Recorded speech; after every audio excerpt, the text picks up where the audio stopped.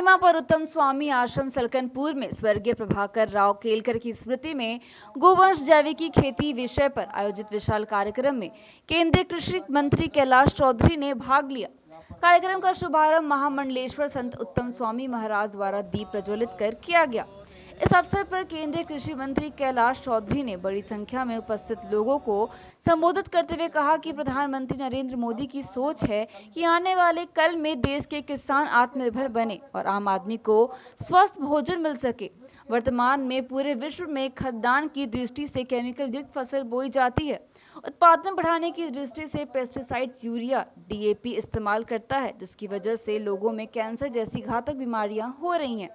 हमें परंपरागत को आधारित खेती पर लौटना होगा। इस अवसर पर महामंडलेश्वर उत्तम स्वामी महाराज ने लोगों से आह्वान किया कि हमारा देश सांस्कृतिक कृषि प्रधान देश है। ऑर्गेनिक जैविक खेती प्रत्येक किसान को करना चाहिए। हम अपने जीवन में जो साग सब्जी खा रहे हैं वह फर्टिलाइजर युक्त है, जिसकी वजह से मनुष्य के अंदर घातक बीमारियां फैल रही हैं। हमें लोगों में जागृत लाना है। देश के लोग, किसान और बच्चे निरोगी रहें, यह संदेश पूरे समाज को मैं दे रहा हूं। इस अवसर पर सेवा समर्पण आश्रम से जुड़े हुए विभिन्न राजस्थान एवं मध्य प्रदेश, छत्तीसगढ़ के विभिन्न जिलों से बड़ी संख्या में लोगों ने एवं किसानों ने कार्यक्रम में भाग लिया। संस्था द्वारा विभिन्न सांस्कृतिक कार्यक्रम भी आयोजित किए गए एवं विशाल भंडारे का आयोजन किया गया। बुधनी से शरण तिवारी की रिपोर्ट। हमारे जो देश की संस्कृति कृषि है और यहाँ कृषि विश्वविद्यालय भी चल रहा है। हमारे मध्य में कृषि मंत्री भी आए हुए हैं। तो जहाँ कनिष्ठ कृषि जो गई है उसको उत्तम कृषि कैसे की जाए, ऑर्गेनिक दृष्टि से, जैसे हमारे चौधरी जी ने बताया कि उसी तरह से हम लोग चाहते हैं कि हमारी पुनरअपि उसी भाव के साथ में घर घर के अंदर ऑर्गेनिक खेती करे। और उसी के प्रति जो आज चाणक्य ने लिखा है, शाकेन रोगा वर्धन्ते पैसा वर्धते तनु घृतेन तेज वर्धन्ते मांस मांस प्रवर्धते। आप अपने जीवन में जितने भी साग सब्जियां खा रहे हैं उसमें जितना फर्टिलाइजर यूज हो रहा है, कैंसर जो बढ़ रहा है, इसका मूल कारण अगर कई है तो आज फर्टिलाइजर उपयोग के कारण। हम लोग एक गाड़ी लाते हैं 40-50 हजार रुपए की, उसका बड़ा राख रखाव करते, लेकिन परमात्मा ने करोड़ों और रुपए की गाड़ी शरीर रुपए दी है, लेकिन उसका ध्यान नहीं रखते। इसलिए आज वही कार्यक्रम हम करते जा रहे, लोगों में जागृति ला रहे। ऑर्गेनिक की तरफ आप लौट कर आइए और पुनरअपि हमारे बच्चों में बीमारियां नहीं, हमारे बच्चे निरोगी रहे, यही संदेश मैं पूरे समाज को दे रहा हूँ।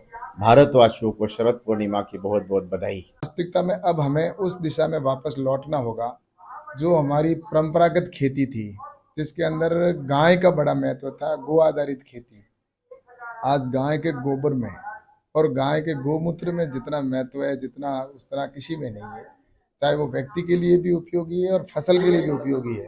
तो इस दृष्टि से प्रधानमंत्री आदरणीय नरेंद्र मोदी जी ने नेचुरल फार्मिंग को बढ़ावा देने के लिए पूरे देश भर में अभियान चलाया है, और जिसमें ऐसे ऑर्गेनिक जॉन घोषित हो, और जिससे कि अधिक से उनके लिए एजुकेशन की भी बढ़ावा दिया जाए कि एजुकेशन भी मिले। तो अभी हमने उसको एजुकेशन के अंदर, कोर्स के अंदर भी डाल दिया है, ताकि साइंटिस्ट हो या कोई भी युवा पढ़ने वाला हो तो खेती कृषि को पढ़े तो उसमें नेचुरल फार्मिंग और ऑर्गेनिक फार्मिंग कैसे वो पढ़कर खेत में वो कर सके। तो इस दृष्टि से और किसानों को आर्थिक सपोर्ट भी प्रदान किया जाता है कि उनको नेचुरल फार्मिंग करने वालों को, गो आधारित खेती करने वालों को उनको आर्थिक सपोर्ट भी मिले।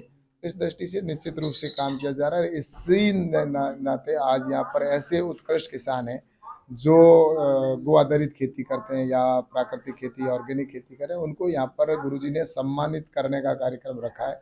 तो निश्चित रूप से इसका संदेश इस क्षेत्र में ही नहीं, पूरे देश में जाएगा, और प्राकृतिक खेती के माध्यम से हम पूरे देश के अंदर एक क्रांति ला सकें कि अब वो युग आ चुका है कि हम केमिकल से बाहर निकले और गो आधारित खेती को बढ़ावा दें।